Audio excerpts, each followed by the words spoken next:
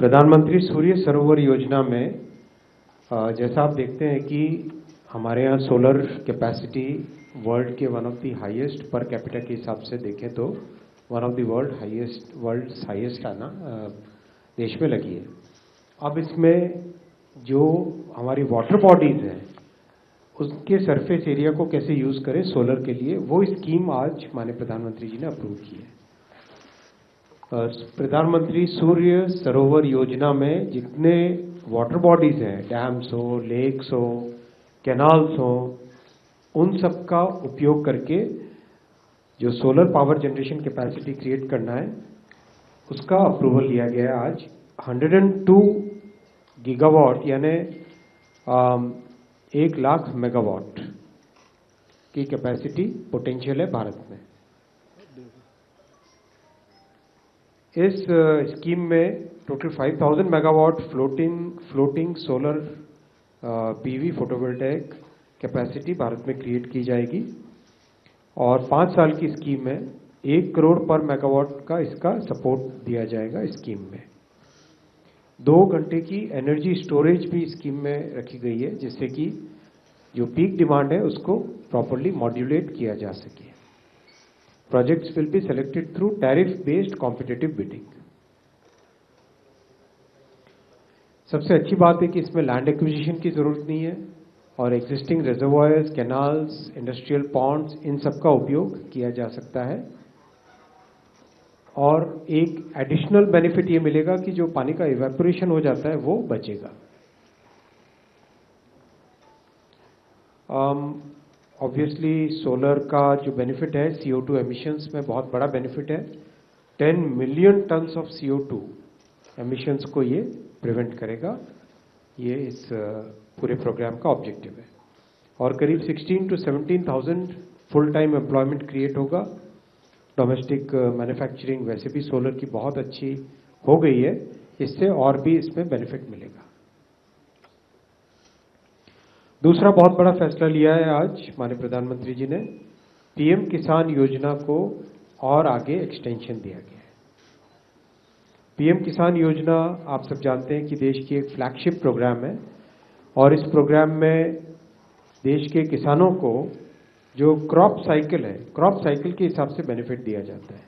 साल में 3 बार 2000 रुपये का सपोर्ट, इनकम सपोर्ट दिया जाता है, जिससे कि बीज खरीदना हो, फर्टिलाइजर खरीदना हो, इन सब के लिए किसानों को एक अच्छी क्रॉप साइकिल के बिगिनिंग में बेनिफिट मिलता है, जिससे कि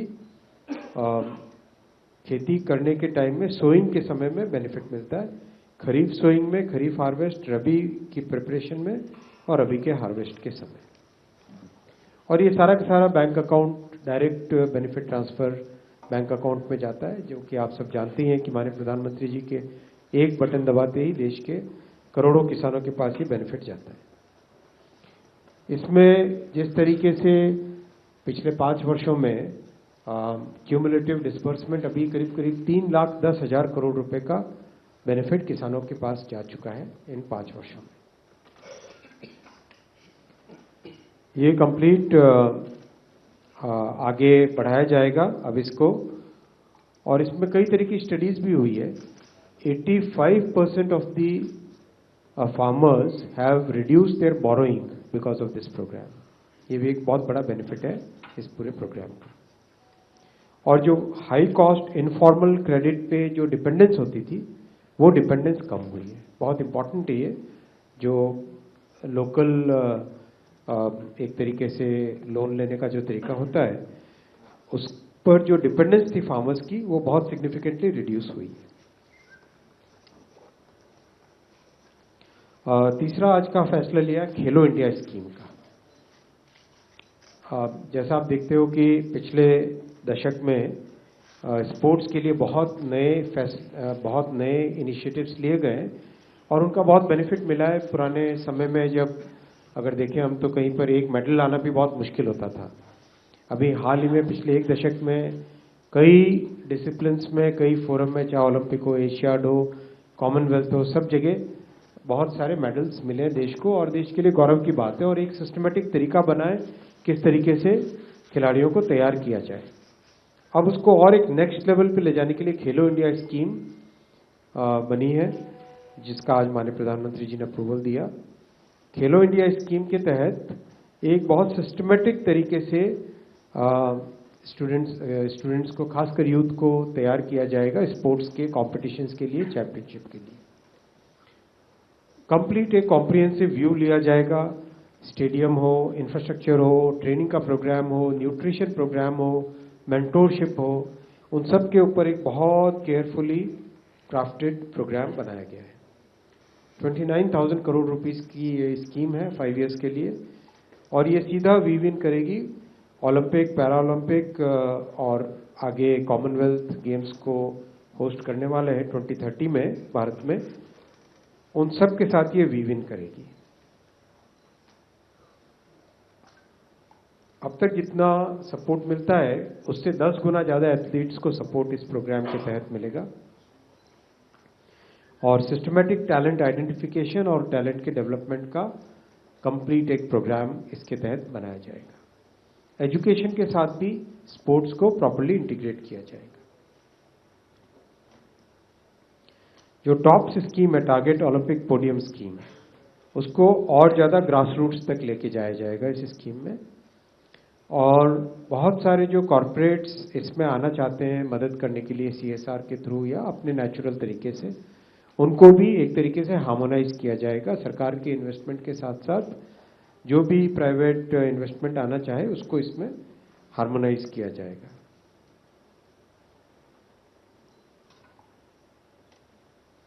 स्कीम के बहुत सारे एलिमेंट्स हैं, आपके सामने हैं, और ओवरऑल एक चैंपियनशिप को नर्चर करने का, फिटनेस के कल्चर को स्ट्रेंथन करने का ये प्रोग्राम है। नेक्स्ट जो बड़ा प्रोग्राम आज अप्रूव हुआ है वो है समुद्र मंथन। समुद्र मंथन भारत में ऑयल एंड गैस के एक्सप्लोरेशन और प्रोडक्शन का प्रोग्राम है, और बहुत एम्बिशियस प्रोग्राम है। 84,000 करोड़ रुपीस का प्रोग्राम है।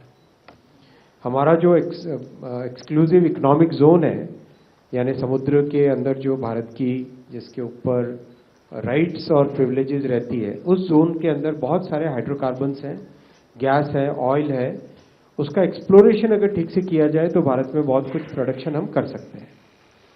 इसी चीज को ध्यान में रखते हुए एक्सप्लोरेशन के लिए और उसके बाद में प्रोडक्शन के लिए बहुत एक कॉम्प्रिहेंसिव प्रोग्राम बनाया गया है, जिसका नाम है समुद्र मंथन। इसके 2 कंपोनेंट है बड़े। एक है data acquisition, seismic data acquisition. समुद्र में सी बेड के नीचे कहां पर ऑयल मिलने की संभावना ज्यादा है या गैस मिलने की संभावना ज्यादा है, उसकी कुछ टेक्नोलॉजीज हैं, सीज्मिक टेक्नोलॉजीज है मोस्टली।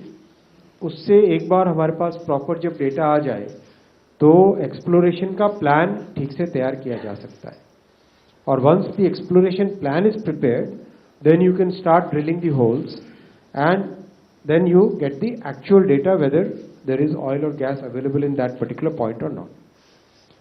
और एक बार एक्सप्लोरेशन रेडी होता है, then production program can start in a more scientific way.